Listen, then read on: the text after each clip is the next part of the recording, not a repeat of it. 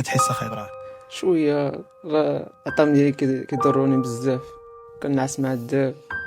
قلت لي ويدا البارح ما نعسيش يا اخي ابراهيم بالحرق ياك. اه السلام عليكم ورحمه الله وبركاته. الاخوان ديالنا تبارك الله عليكم. اليوم حنا كتواجدوا في منزل الاخ ديالنا ابراهيم ابن مدينه تطوان ولد المدينه ديالنا. اليوم جينا نعنوا الدار كما كتشوفوا الحاله ديال الاخ ابراهيم اللي تصاب مرض السرطان. الله يبعد علينا وعليكم والله يشافيه والله يعطيه صحته جديده.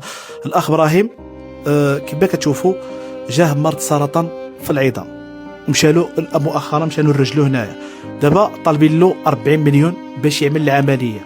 الا ما تجمعتش هاد 40 مليون راه غادي يقطعوا له رجلو. الله يحفظه قدر الله ان شاء الله. نتمنوا من الله يكون على الخير ان شاء الله باذن الله الاخوان. كما كتعرفوا الاخ ابراهيم في العمر ديالو 18 سنه. الله يشافيه والله يعطيه صحته وكنتمنوا له الشفاء العاجل ان شاء الله باذن الله.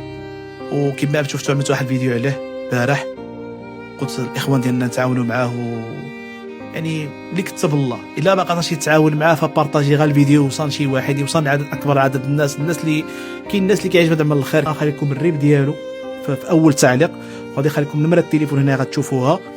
الطلب مني الاخوان هو اننا نتعاونوا مع ابراهيم، نوقفوا معاه في هذه المحنه هذه، لان نتوما كتعرفوا الوضعيه في البلاد في الصحه لا حول ولا قوه الا بالله. راه حنا اللي كنتعاونوا مع بعضنا وحنايا اللي كنوقفوا مع بعضنا. والاخ ابراهيم يقول الكلمه ديالو. خاي ابراهيم كيف بقيتي؟ شويه مزيان دابا؟ الحمد لله. باش كتحس اخاي ابراهيم؟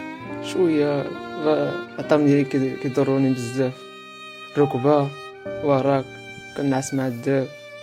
قلت لي ويدا البارح ما نعسيش يا اخاي ابراهيم بالحرق ياك. نوض صبحي شربت الدواء ونعست على كرشي، الحرق ما نزلتش. دابا خصك ضروري تعمل الشيميو باش ما يبقاش يحرق لك اخاي ابراهيم. الشيميو كيوقف ديك المرض، كيلعب دور كبير. كاين العمليه هي المهمه. دابا العمليه طوالك فوقاش خصك بالضبط؟ في اقرب وقت، هادشي اللي قالوا لي. يعني اقرب وقت تكون دابا جمعتي 40 مليون تكون عملتي العمليه ديالك ان شاء الله باذن الله. ان شاء الله اخي ابراهيم. وحنايا شوف حنا اللي نقولوا لك معك حنا بالدعوات ان شاء الله. والناس اللي غايشوفوا هذا الفيديو هذا الله يجازيكم بخير الاخوان. اي واحد اللي يقدر يتعاون مع الاخ ابراهيم لو بغى بارطاج يوصل اكبر عدد الناس، ولا قدرتي اي واحد يساهم بشي مبلغ بسيط، راه غير عند هذا ان شاء الله المبلغ يتجمع ان شاء الله باذن الله. وكنطلبوا الصحه والعافيه الاخ ابراهيم. الله يشافيك اخي ابراهيم والله يعطيك صحتك جديده ان شاء الله باذن الله. وان شاء الله شوف هو اخي ابراهيم وقفتي على رجلك. وشوف اليقين ديالنا في الله سبحانه وتعالى. الله هو الشافي اخي ابراهيم. وانا ولا اي واحد اللي غيساهم فكنكونوا حنا سبب ان شاء الله. وخصنا تشوفوا ديك ابتسامه الاخ ابراهيم، نشوفوها كضحك اخي ابراهيم، نعطيوك شويه الطاقه فهمتيني. تقوي باين عليك قوي. اللهم بارك اخي ابراهيم.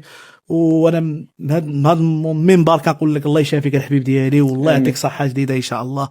وهادشي اللي كاين اخوتي. والسلام عليكم ورحمه الله وبركاته.